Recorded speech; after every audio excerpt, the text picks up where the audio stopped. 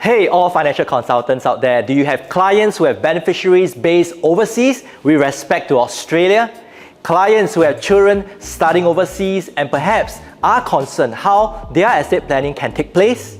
Questions like, do they need to incur more tax, less tax? How would their planning be implicated with overseas beneficiaries, so on and so forth?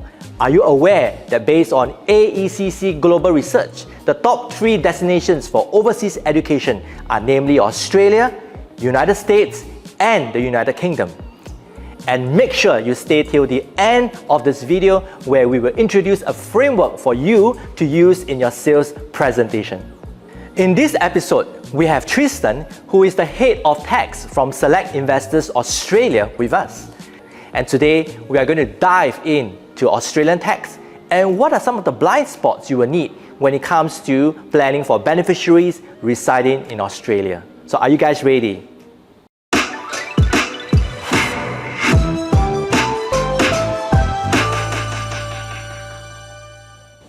Hi Tristan, thanks for being here today. Now, why don't you tell the audience what is your area of expertise? Thanks, Eugene. So I'm an Australian tax accountant based in Singapore, putting it really simply. So I specialise in expatriates, foreign investors and intended migrants into Australia. And I love talking about tax, so everything to do largely with personal affairs. Great. We don't like pay taxes, but you like talking about tax. What an irony. Why don't you tell us, Tristan, are there any trends over the last couple of years in Australian tax? Yeah, so major trends, and I've been in tax for 18 years so far. Wow. Is it goes quickly, trust me. Is probably ATO compliance. So ATO being the Australian Taxation Office. So they're spending a lot of money on systems and processes. So data collection, compliance, basically meaning that you need to lodge your tax returns. So in my experience, some of the broader trends in my 18 years of tax was it's probably definitely ATO compliance. So their systems and processes are improving, definitely data collection as well. Some aspects being a little bit less friendly towards foreign investors, such as we now have a 12.5% withholdings tax on capital gains tax for selling of properties. Basically means that when you sell an Australian property, if you haven't lodged your tax returns and they're not up to date, the ATO will take 12.5% of the sales process. And this is only targeted at foreign investors? Correct, yes. Oh, wow. Exactly, yeah. Okay. Foreign investors or even expatriates who are living out of town. So if you're not living in Australia or you're a foreign investor, you get 12.5%, which is a temporary withholding tax. So that's just to encourage. And they get to net it off after when they pay their capital gains tax and whatnot. Yeah, correct, they do. So other trends is things like we've removed what we call the principal place of residence exemption, which is a capital gains tax for exemption for your main home in Australia. So previously, for example, an Australian PR that was living outside of Australia could move to Australia, buy a house, establish it and live in it, and then hold it vacant, and it would be exempt from capital gains tax going forward. But now they've removed the ability to do that if you sell it when you're offshore. Oh wow. So in other words, you're saying that over the last couple of years, there has been an increase in compliance requirement. Correct. And a step up to make sure that people pay their taxes. Exactly, yes. Okay, wow. So that's why we need to speak to people like you, right? Exactly. Right. So, when we talk about, the backdrop is that we have parents, individuals here in Singapore, and they do have beneficiaries who are actually residing, working, after they study in Australia. So it poses some tax concerns, right? Yes. Because where we talk about income or inheritance being distributed to a beneficiary who's in Australia. And today we would like to request that you share more light in this area. But before we begin, I just want to ask you, now what constitutes someone being a tax resident in Australia? You were sharing that there were 3 tests, right? Yeah, there's 3 tests. That's a really good question. So the first and the most important test at the moment is the resides test. The reside test. Resides test. So it resides in accordance with the Oxford Dictionary. Very grey, as you'd imagine, lots of case law, but largely speaking it's dealing with where you're living, where's your family, where's your spouse, where's your children, where's your where's your job, where's your life, where's your social being, and what's your intentions. Okay. So that's the first through the reside test. How about the second one? Second test is the domicile test. So basically just looking at, where's your domicile. So with a domicile test, if you're an Australian citizen, your domicile is in Australia, unless you've got the ability to show that you're living somewhere else in the world. So you've got a permanent Right. place of abode anywhere else apart from Australia. So the second one, which most people are probably aware of, is actually the country of domicile. Yeah, correct. So in other words, the reside test is more short term. Resides is probably more of a broader capturing test. It sort of captures a lot of facts, Okay. and does get confused easily because it's such a broad test. Okay, And broad test. very much subject to basically the amount of facts you've got that say that you're attached to Australia versus you're not attached to Australia. Right, and then the country of domicile is more in terms of your permanent home, your long term. Correct. What about the third test? Third test is the 183-day test, which gets confused a lot as being the only test. So it's important to know that this is the third test third in line. So you consider the resides test, the domicile test, then the 183-day test. The Australian residency tax rules are under consultation at the moment. Yep. We have some draft rules that may come through on the 1st of July 2023 or later. Very much to watch this space, and they'll Yep. largely be based on a day count. So they'll be going back to a day count. Wow, okay. So let's bring it closer to home. When we have a family here in Singapore, Yeah. And probably the only son is actually working right now in Australia, right? So how would you determine whether this beneficiary, the son, the only son, let's call him John, Yep. is considered a tax resident, and how does he declare? I remember you saying that it depends on the visa. Tell us more about it. Does, okay. So if John's in Australia just on a work visa, so he's on what we call a temporary visa, so it's effectively a 2-year visa or a 3-year visa. Okay. And typically, for an example, a 484 is one of the typical working visas. So if you come to Australia and you're living there, so you're residing in Australia in accordance with the Oxford Dictionary, and you're on a temporary visa, you'll be considered a temporary tax resident. Okay, and what does it mean? Yeah, so temporary tax resident is good in the sense that it doesn't bring in the worldwide assets and worldwide income, which is what Australia is famous for. Right, so you are saying that in other words, 2 years work visa under the 484, you will only need to declare tax on the salary Correct.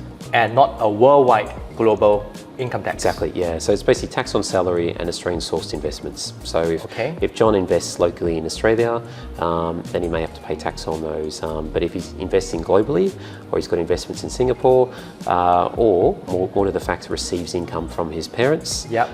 not taxable in Australia. So in other words, we are saying that since he only pays taxes on his own salary, Yes. and also some investments that he has within Australia, that any inheritance that's given from a Singapore parent, it's non-taxable. Correct. Exactly. Yeah. Because John's, as long as John is temporary and is on a temporary work visa, there's no tax to pay for John. So Right. it's only if he decides he likes Australia and wants to take that step and convert his temporary visa into a permanent residency visa, then things change. Yeah, Tristan, so tell us, so for example, like most Singaporean parents, they have their children who are residing in Australia after studying like 4 years, 5 years of degree, and they decide to just set up a family and work a couple of years there. So would they be implicated in terms of inheritance tax? How would that change things? Yeah, so that's a really good question. So when they're going down their journey of converting from a temporary visa, so where they'd be considered a temporary resident, they then go down the path of applying for PR. The different types of PR visas may have a particular waiting time until they actually become a PR. So it's important to determine with the visa at what point they become the PR. But basically from that point that they do become a PR, then effectively Australia then starts taxing them on their worldwide income, worldwide assets. Worldwide income. Yeah, worldwide income, worldwide assets. And it includes inheritance from the parents. Correct, if it's income. If it's income, yeah, we'll come to that later. Yeah. Okay.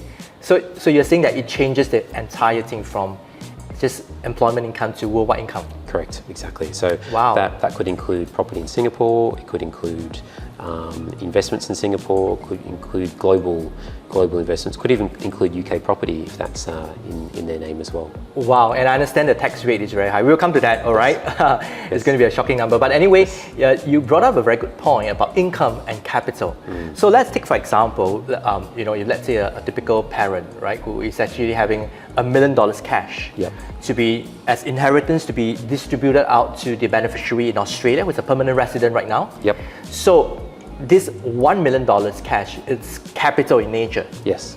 Okay, so if this $1 million cash is to be distributed over the next 10 years, Yep. 10%, which is 100,000 every year, is that taxable? No, it's not. So the good thing is we have a clear distinction between income and capital. So for example, if you distribute just capital in accordance with the will, or even if you just give money to your son or daughter who's studying in Australia, there's no tax on that. Capital. Capital, exactly. It's only income that we need to be concerned about. Yeah, okay. So speaking about income, we know that most individuals, they do grow their funds or preserve over time. And that's definitely income that comes in. Correct. So let's take, for example, $1 million cash to be invested in just a portfolio of bonds. Yep. And that portfolio eventually grows to maybe 1.5 million over 10 years. So this 1.5 million, when it's being distributed to the beneficiary in Australia, and what gets taxable?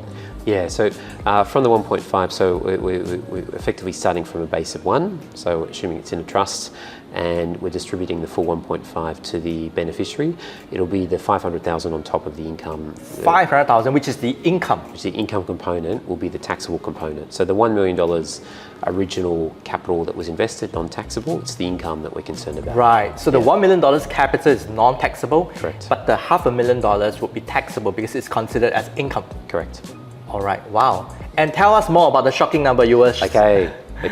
So Eugene, Australian tax rates go up to 47%. 47%? 47% for amount of money over $180,000. So it's a relatively steep climb. Wow. We get a 18,200 tax-free threshold. And then basically we start entering the 19% plus Medicare levy. So 21, and we sort of work our way all the way up to. And so did you hear that, everybody?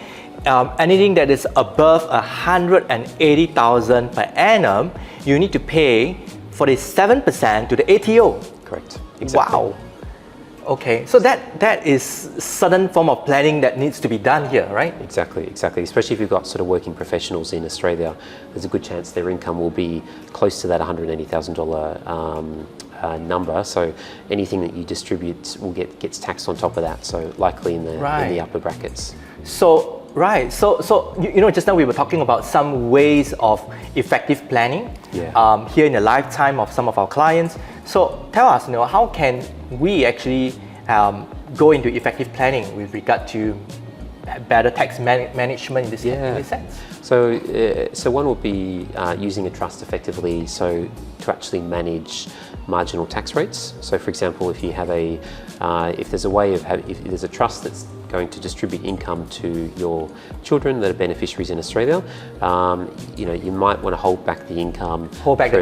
In the trust. In the trust, exactly. Right. Hold back the income in the trust until a year that they might be on a lower marginal tax rate. Right. So in other words, you're saying that one of the many ways is to make sure that the assets pour into what we call a discretionary trust, such that you can withhold the income. Correct. Such that one day when the beneficiary in Australia, who is a permanent resident anyway, probably takes a break from work. Exactly. And he has no income that year, then you turn on the tap via the letters of wishes in the trust, and you distribute income, and therefore incurring a lower tax rate. Exactly. That's brilliant, right? Yeah, exactly. So it's and I'm sure the beneficiary will enjoy having to have a year off work to receive some distributions as well. That's right. That's quite a cool way, right, to preserve and to manage the tax rate. Exactly. What about the second way? You mentioned that there's some life wrapper. A life wrapper is a very useful structure for many different countries, but Australia has its own specific rules in relation to the life wrappers. So life wrappers basically they allow you to, providing you have a period where you hold the life wrapper for 10 years, it'll be tax-free after that. So subject to certain contribution rules as well. So effectively meaning that for a Singaporean family who may have a managed fund, for example, let's keep it simple, where they say, I want my child to inherit this managed fund on my passing, but I want them to live off the income of the managed fund. I don't want them to encash the managed fund. That's right. Yeah, I want them to live off the income going forward. So effectively, you can set up the life wrapper in your name and having the child as the life assured. You call it a third-party policy, yeah? Yeah, exactly. And effectively, the money goes inside the wrapper. You can start the 10-year journey before you pass away. And then when you pass away, providing your child is life assured, that'll then pass to your child and complete the 10-year journey, assuming that you've passed away in the first 10 years. Yep. But basically, once it's been held for more than 10 years, it's then the distributions in Australia are completely tax-free. 0%. 0%. Oh, that's quite a smart way, right? So it's not too bad. So yeah. in other words, you are saying that using instruments like a life wrapper, or insurance life wrapper, when you put in, say, $1 million, $2 million, and once you surpass that 10-year rule, right, all the income that's coming in that used to be taxable at the 47%, for example, correct, would no longer attract any tax. Exactly.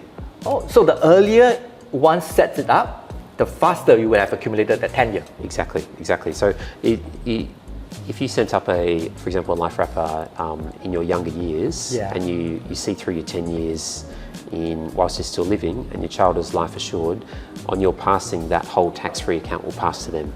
Oh, that's and they can continue to hold those investments and enjoy the income from those investments without paying tax in Australia. Yeah. So, for example, you could allow your beneficiary to enjoy streams of income. You could beyond the 10th year for as long as he or she lives, tax-free. Correct. Exactly. But this must be done in the lifetime of the settlor, the client, Correct. right? Correct.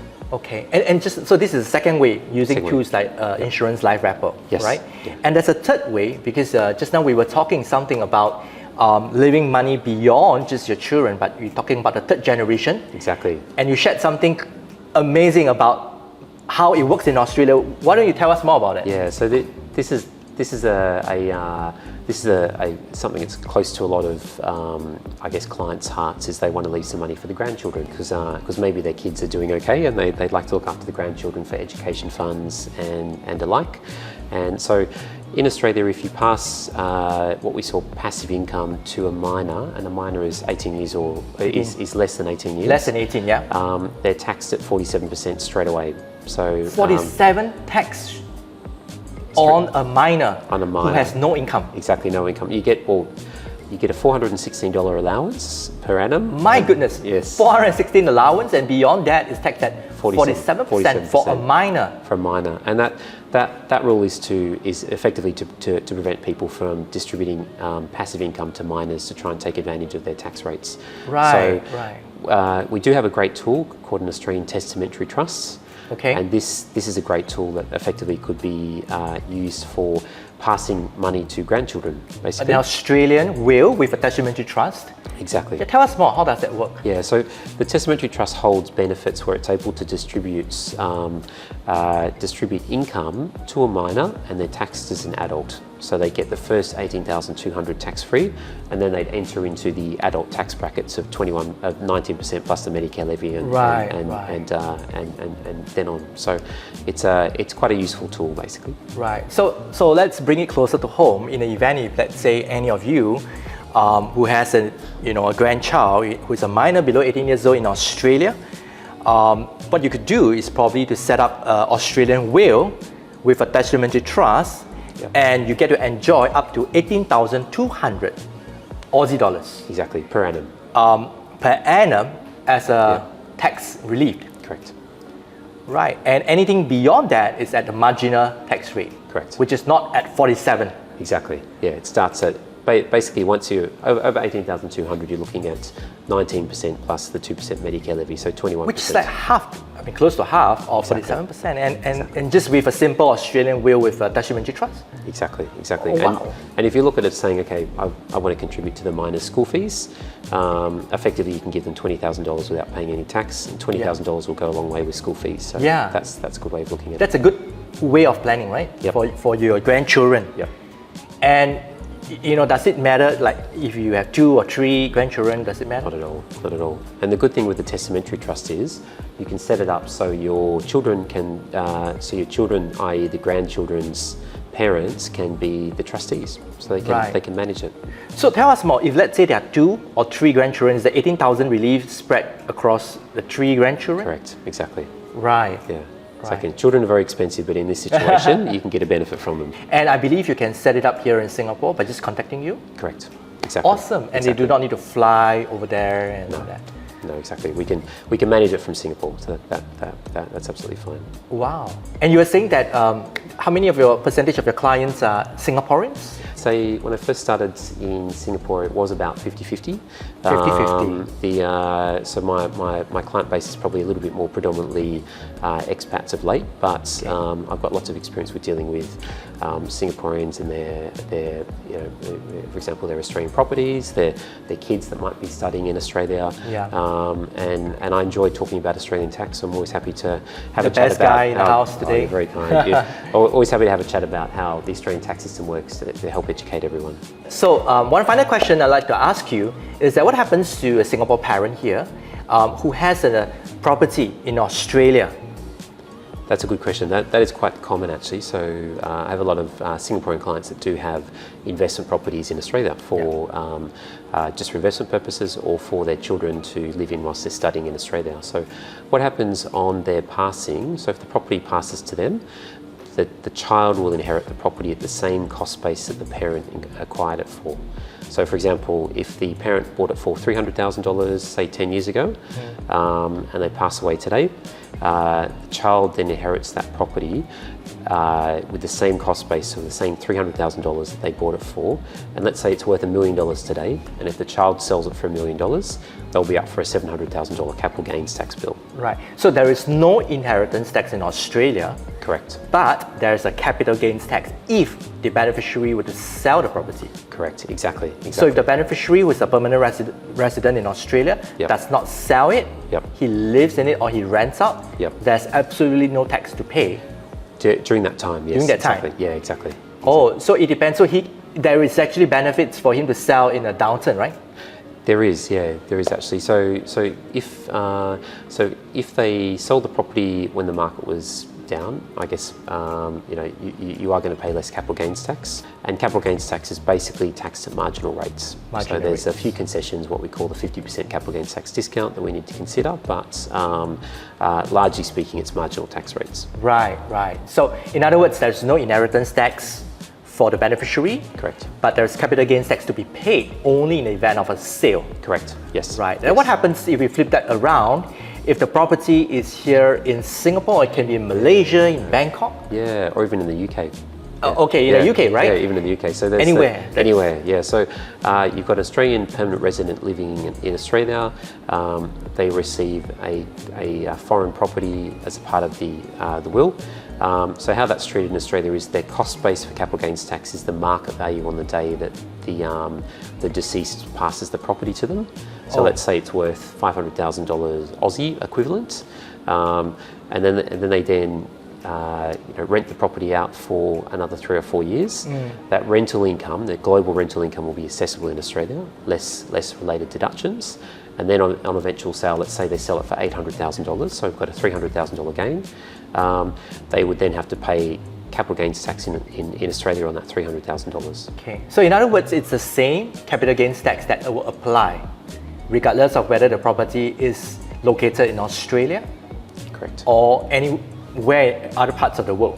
Correct. Yeah, exactly. The main difference is the cost base for capital gains tax purposes. Right. So Australian property is always taxable in Australia, and global property is only taxable when you become a permanent resident. Thank you so much, Tristan. That's important information for us. It is. Yeah.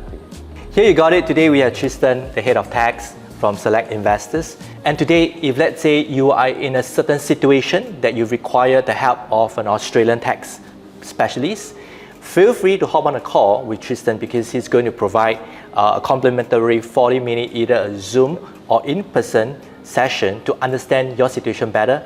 And from there, he'll provide some recommendations where you can take it offline with him. And if you like this channel, feel free to subscribe below because we're going to head on to more content that's coming in the coming months for you. Thank you, Tristan. Thank you, Eugene. Thank you, everyone.